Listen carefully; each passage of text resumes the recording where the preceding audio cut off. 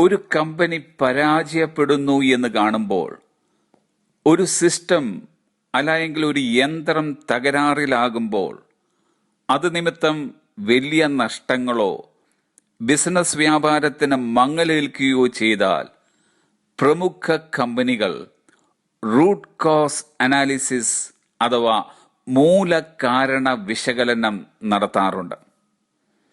എന്തുകൊണ്ട് ബിസിനസ് പരാജയപ്പെട്ടു, എന്ത് കാരണത്താൽ യന്ത്രം തകരാറിലായി എന്നതിനെ പറ്റിയുള്ള വിശദമായി നടത്തുന്ന പഠനത്തിനെയാണ് റൂട്ട് കോസ് അനാലിസിസ് അഥവാ മൂലകാരണ വിശകലനം എന്ന് പറയുന്നത്. യോശുവയുടെ നേതൃത്വത്തിലുള്ള ഇസ്രായേൽ ജനം ഉരുക്ക് കോട്ടയെന്ന് വിശേഷിപ്പിക്കാവുന്ന എരിഹോ പട്ടണത്തെ നിഷ്പ്രയാസം കീഴടക്കിയ അനന്തരം ഹായി എന്ന ഒരു ചെറിയ പട്ടണത്തോട് ദയനീയമായി തോറ്റു തുന്നം പാടി.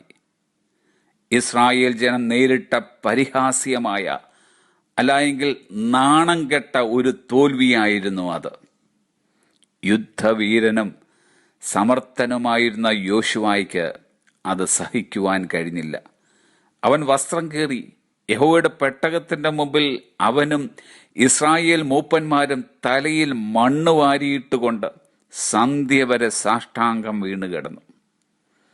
യഹോവയാം ദൈവം യോശുവയോടന്ന് പറഞ്ഞത്, ഇസ്രായേൽ പാപം ചെയ്തിരിക്കുന്നു, അവർ ശപഥാർപ്പിതം എടുത്തിരിക്കുന്നു, അത് നിങ്ങളുടെ ഇടയിൽ നിന്ന് നീക്കുന്നത് വരെ ഞാൻ നിങ്ങളോടുകൂടെ ഇരിക്കുകയില്ല. യഹോവ കൽപ്പിച്ചതുപോലെ തങ്ങൾ നേരിട്ട തോൽവിയുടെ റൂട്ട് കോസ് മൂലകാരണം കണ്ടുപിടിക്കുവാൻ യോശുവ ഇവിടെ ഇതാ ഒരു പദ്ധതി തയ്യാറാക്കുകയാണ്. ഇസ്രായേൽ ജനത്തെ ഗോത്രം ഗോത്രമായും കുലം കുലമായും കുടുംബം കുടുംബമായും തന്റെ മുമ്പിൽ വരുത്തി. ഹായി പട്ടണത്തോട് തോൽക്കുവാൻ കാരണമായ ആഖാൻ എന്ന വ്യക്തി ഒടുവിൽ പിടിക്കപ്പെട്ടു. നാം എല്ലാവരും യുദ്ധവീരന്മാരാണ്. ദൈവത്തിന്റെ ട്രെയിനിങ് അക്കാഡമിയിൽ നിന്ന് അഭ്യസനം കിട്ടിയ യുദ്ധപ്രാപ്തർ. എന്നാൽ ഇടയ്ക്കിടെയെങ്കിലും നിസാര കാര്യങ്ങളുടെ മുമ്പിൽ നാം പരാജയപ്പെടാറില്ലേ? അങ്ങനെയുള്ള പരാജയങ്ങളുടെ മൂലകാരണം നാം വിശകലനം ചെയ്തിട്ടുണ്ടോ? ഇനി അങ്ങനെയുള്ള തോൽവികൾ സംഭവിക്കാതിരിപ്പാൻ നമ്മിലെ തന്നെ ആഖാന്മാരെ തെരഞ്ഞു കണ്ടെത്തി നശിപ്പിക്കുവാൻ നാം തയ്യാറാകണം. ഇതിന് പരിശുദ്ധാത്മാവിന്റെ സഹായം നമുക്ക് ആവശ്യമാണ്. ദാവീദ് പ്രാർത്ഥിച്ചതുപോലെ നമുക്കിന്ന് ഇങ്ങനെ പ്രാർത്ഥിക്കാം: ദൈവമേ, എന്നെ ശോധന ചെയ്ത് എൻ്റെ ഹൃദയത്തെ അറിയണമേ. എന്നെ പരീക്ഷിച്ച് എൻ്റെ നിലവുകളെ അറിയണമേ.